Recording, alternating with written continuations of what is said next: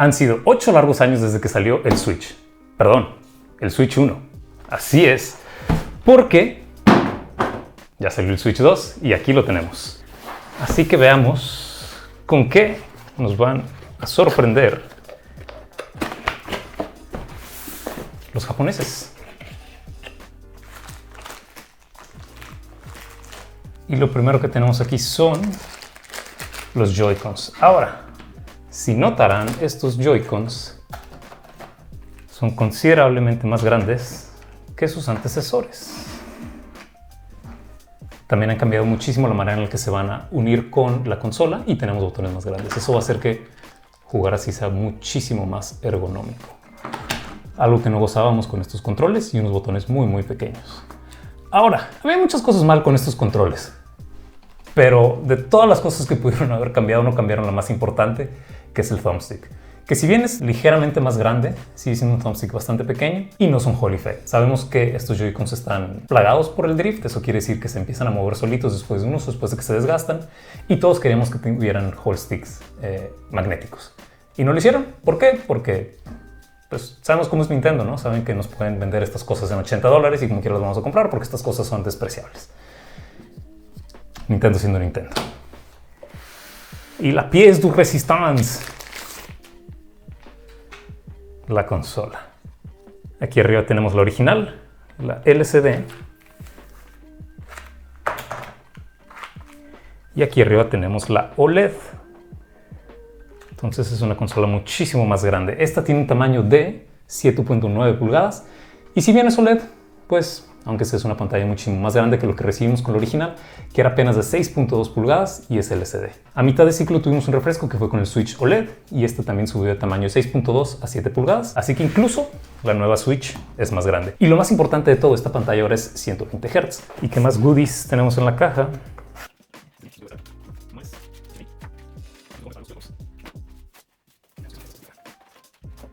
Estos van a ser los nuevos bumpers que van a tener los Joy-Cons y listo. Si se fijan, estamos utilizando los mismos botones que vienen directo con el Joy-Con.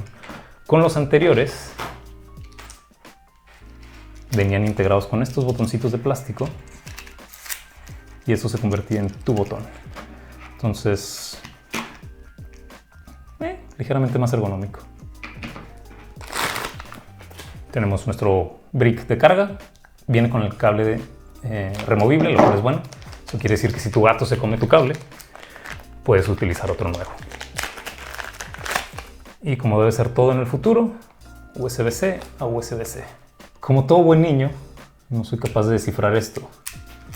Pero después de jugar un rato para quitar esto, en lugar de tener este botoncito que teníamos antes, donde picabas y movías, ahora tenemos un botón muchísimo más grande, muchísimo más obvio. Entonces clicas y retiras. Es un lindo toque que este pedazo del control te lo pintan del mismo color, con el lado que vas a tener, rojo con rojo, azul con azul.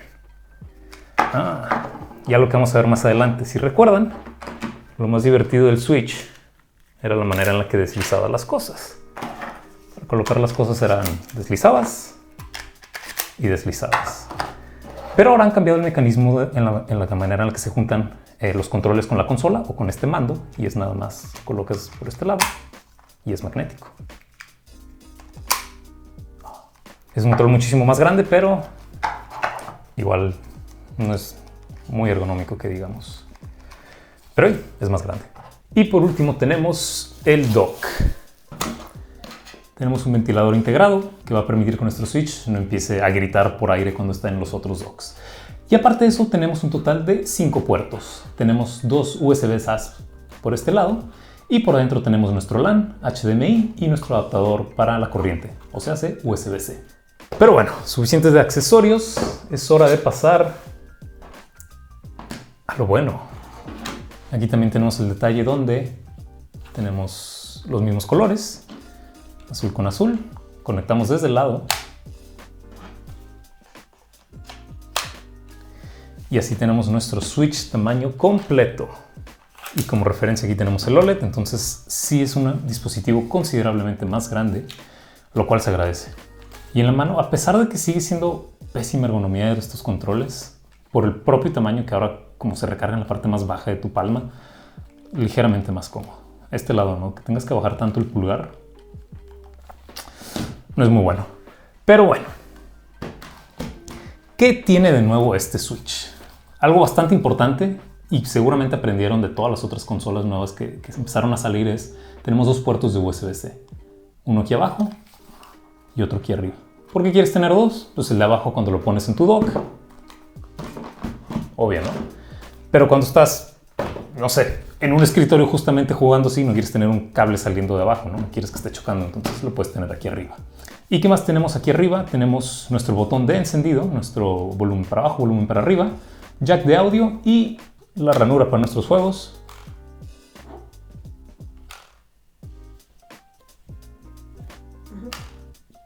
Y otro cambio en el diseño que se agradece es, volvemos a tener un stand que tiene muchísimos ángulos para colocarlo. A diferencia de el Switch original. 8 años de innovación. Pero miren, puedes hacer esto.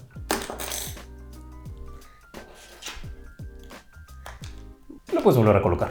Algo que estuve leyendo, y no sé si se alcanza a apreciar en este video, es que hay un protector de pantalla de plástico que está en el Switch, pero no es un protector de plástico cualquiera porque es un protector de plástico permanente.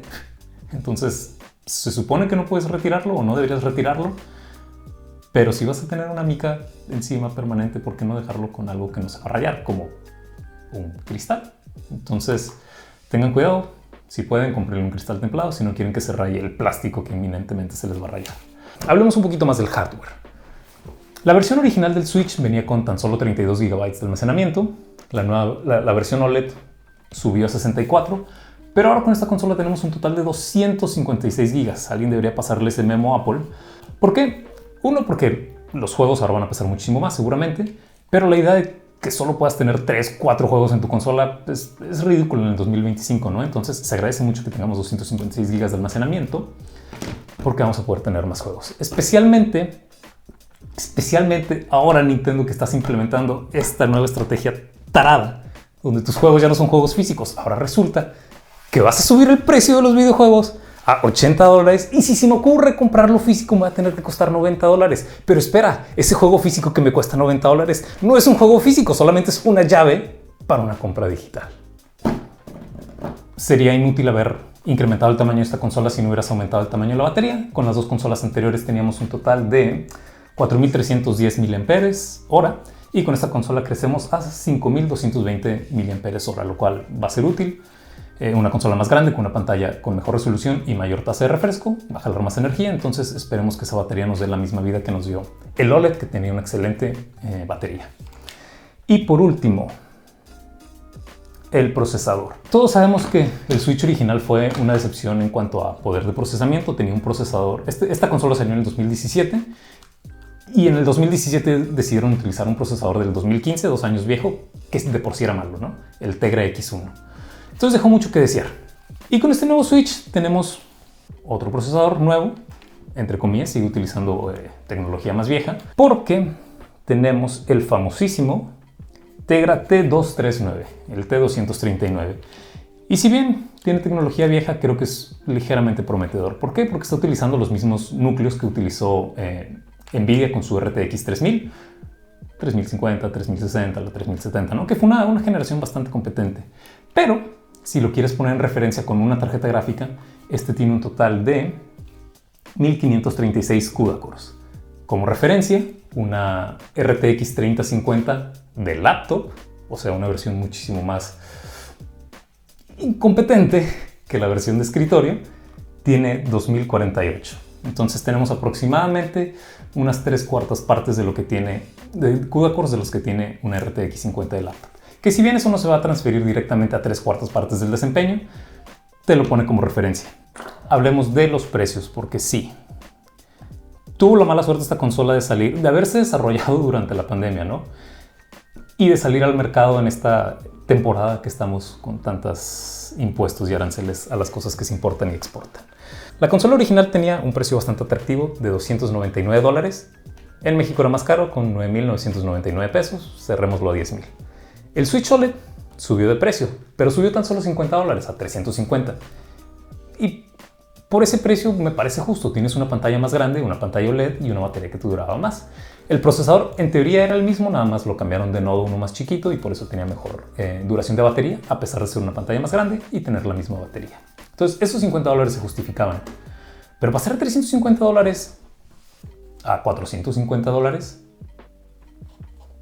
eso ya es un salto muchísimo más grande, especialmente en México, cuando esto te va a costar 13,599 pesos o 14,899 si lo compras con el bundle de Mario Kart. Y no solo eso, porque no solo subió de precio esta consola, sino subió de precio todos los accesorios que lo rodean. Los Joy-Cons van a ser más caros, los videojuegos van a ser más caros. Ahora tienes un botón físico que te obliga a tener un hardware si no tienes una suscripción. Este botón no te sirve para nada. Todo el ecosistema alrededor del Nintendo Switch ha subido bastante de precio. Y es una lástima decir eso, porque no quería terminar este video en una mala nota, pero cada vez que Nintendo te da algo, te da dos cachetadas, ¿no? Nintendo tiene los fans más fieles, más leales que existen. Esos vatos se van a tragar lo que sea que Nintendo les dé, como lo que nos están dando con esta consola. Porque más allá de la consola, es una buena consola. La manera en la que se están comportando con esta consola es inédito, ¿no? Para empezar, en el EULA, en los términos y servicios de este dispositivo, hay una cláusula que dice que no los puedes demandar. Empezando por ahí, ¿no? ¿Vale? No es la primera vez que vemos eso de empresas grandes, pero por Dios, es una consola, ¿por qué me estarías poniendo eso? Pero lo más agraviante de todo es que Nintendo se reserva los derechos a bloquearte esta consola. Si se fijaron, los fanáticos de Nintendo habrán notado que esta caja del Switch 1 es la caja del Switch original, de la primera versión del Switch. Y ese Switch tenía una particularidad. Podías modiarlo, podías modificarlo, podías meterle Android, podías meterle Windows, podías meterle juegos piratas, podías hacer lo que quieras con ellos, después de todo era tu consola. Y esta primera generación de Nintendo Switch te permitían hacer eso. En la segunda iteración de esta consola no lo hicieron, lo bloquearon por hardware y está bien. Bloquearlo por hardware, no me dejes hacerlo, pero sigue siendo mi consola, ¿no? Pero con esta consola se han reservado el derecho de, si detectan que estás haciendo algo con el hardware o con el software, te van a bloquear tu dispositivo. Se va a volver un pisapapeles.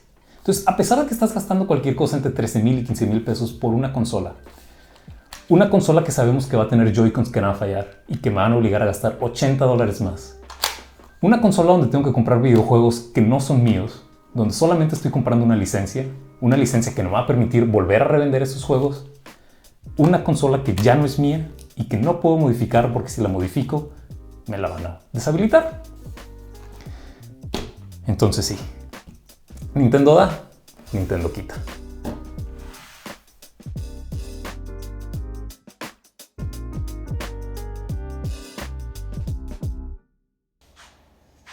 Se sobrecalentó la cámara.